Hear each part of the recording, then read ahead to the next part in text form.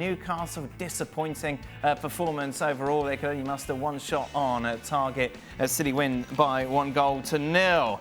Shaka Hislop joins us. We'll be hearing from the former Newcastle goalkeeper in a moment. But Craig, this was a game that you were genuinely excited about, which doesn't happen very often, and it let you down. Well, he's steady on. What? It's normally you that sits in and goes, well, it's going to be nice. No, but yesterday you were like, I'm really looking forward to this. I thought this was going to be better. I thought the Spurs United game was going to be good because of Spurs' approach now, but I thought this was going to be better. Yeah. And it wasn't. No, it wasn't. And look, City got what they absolutely needed, and Guardiola piped on for 2 or 3 days about the travel and the Super Cup and that game and the injuries and, you know, kind of manager speak. I know he's had a little bit of bad luck with the injuries, so he kind of piped on about the lack of training and stuff. But they got their 3 points. I was disappointed in the game. The second half was better.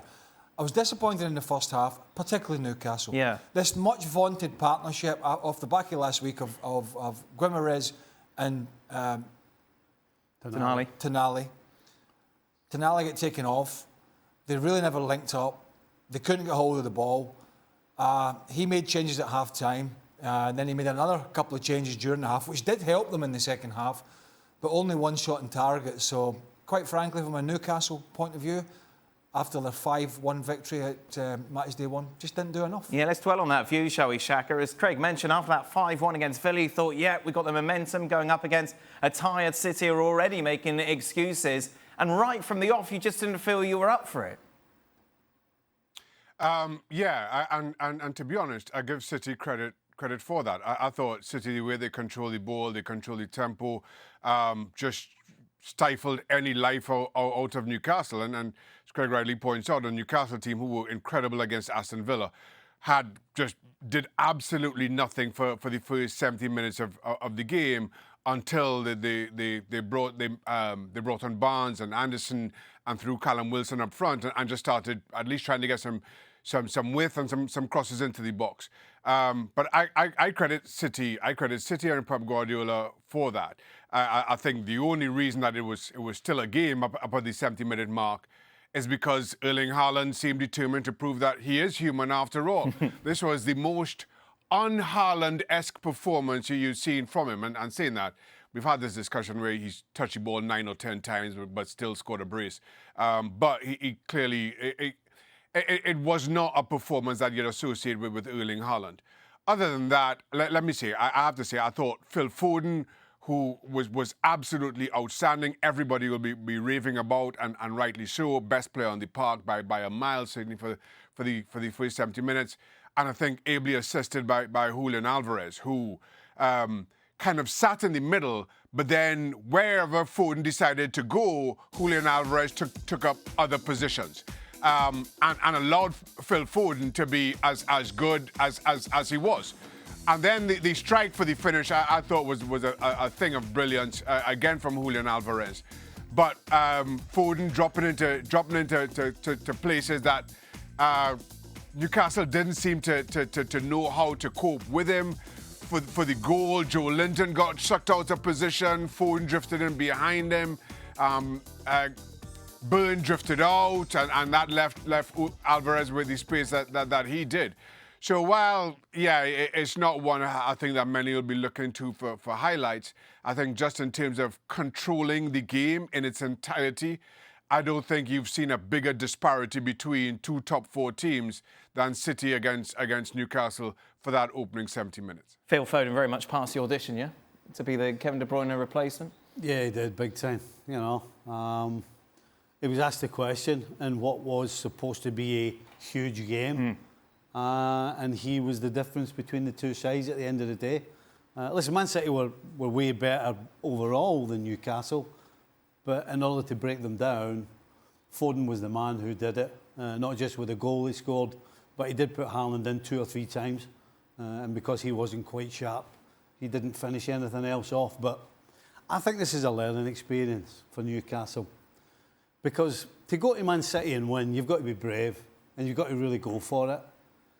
And as much as, from a coaching point of view, you get your players in good positions when the opposition have the ball and you get between the ball and the goal, if you do that against City, the only problem you're going to have is getting the ball because they don't give it away. And so it almost felt as though Newcastle were sat in good spots and just tried to nullify City when it got to their defensive third, which meant the game was a little tepid to watch, wasn't it? Yeah. There was no spark in it. And if there's one team that plays better on emotion, it's Newcastle. Whether it's at James's Park when the crowd's behind them. But where was the emotion? Well, that's why I think it's a learning experience for Newcastle and for Eddie Howe. Because the smart thing to do as a coach, if you just go, we're going to go toe-to-toe with Man City in Manchester, the chances are you're going to get beat. But you're never going to get anything if you just sit for 90 minutes and don't do anything. Right. You've got to, if you're going to sit, you've got to plan that in periods of the game, right, we're going to go 10 minutes. Because clearly, to go 100 miles an hour for 90 minutes is physically now impossible. So you've got to pick your times and you've got to figure out who's going to be the catalyst. Is it going to be Isaac that goes to the keeper and that's the catalyst for everybody to squeeze at 100 miles an hour? You've got to think about it that way. You can't just go and sit tight because you'll never see the ball. And that's what happened. They never saw the ball. One shot and goal. Yeah. I mean, come on. You're not getting anything from Man City if you only get one shot and goal. And if there was one time to do it, it's off the back of the Villa game we talked about, which was a great start at home, 5 goals. Yeah. They go away playing the Super Cup. Right, they don't play particularly well, but win. They didn't play great. I mean, even the Burnley game, we're talking about Haaland, didn't play well against Burnley, didn't play well against Sevilla, wasn't great again today. If there was ever a time to go to the Etihad when they're tired and they've got injuries and the manager's already having a bit of a whine and try and give him a bloody nose, and if you come away with nothing, fine, but you keep that momentum going in terms of the way you played. They went in there and almost looked as if they half-hearted. It was a kind of half-hearted approach, and I honestly thought off the back of the opening game of the weekend, we were going to see a slightly different approach from Newcastle, a little bit more front foot, particularly because of all those injuries. Guardiola in again, new player, new signing. Kovacic playing again, experienced player, but new signing. All these things, Newcastle just said to City, basically, you can control the game. Yeah. And it wasn't until he made those changes that they actually started to look more like a half-decent side, Newcastle, that is. You picked them to win, Shaka. That is the problem. Yeah. Yeah, I guess whatever I said to Needham yesterday, I have to take it back because Needham had City wound right up. And the boys are right. City controlled the game. I'd have loved to see Newcastle be a little bit more brave, I think is the word that Steve Nicol used.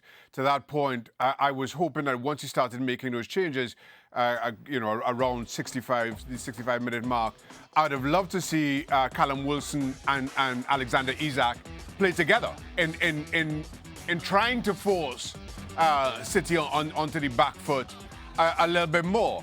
But to that point, and while, yes, Newcastle could and should have been a whole lot more brave, it was still 1-0.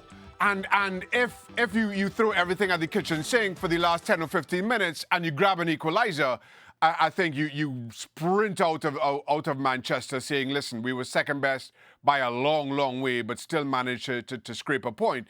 And some of their football in the last 15 minutes, at least, I know it was only one shot on target, but at least it was a whole lot more threatening.